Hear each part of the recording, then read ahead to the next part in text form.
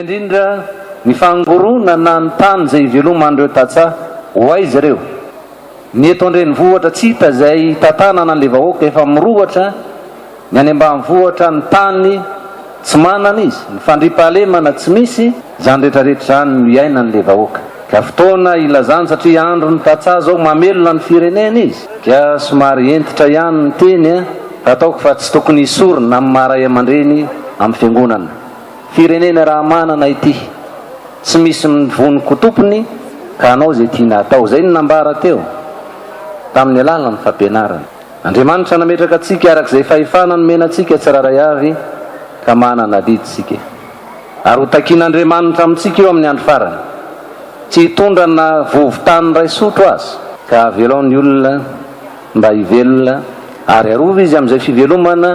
efa ananany tsy maninona ho ana isienina tsy isienina fa tahaka ny joanika anao fandinihan-tena inona ny ataonay amin'ny mahafiangonana amin'ny mahatompon'andraikitra tsy misorona amin'ny teny satria ny akamarony dia milaza fa kristianina ary mitondra n'izay anarana mahazanak'Andriamanitra ka iraka ny napetraka tamintsika zay ngamba no teny namafisana nyty fangatahana nataon'ny tatsaha ty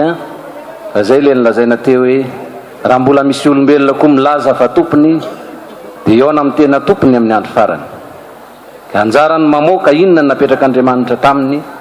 ka raha mba maniry ihany koa ny tohizany fahasambarana sy ny fiadanana manaova ny marina tanterao-ampitiavana sy ampahitsiana zay napetraka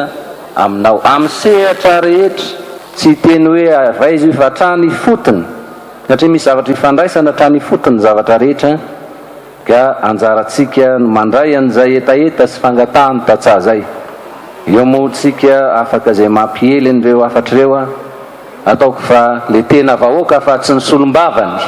no ny teny ka io matoy izy no ny teny marary azy io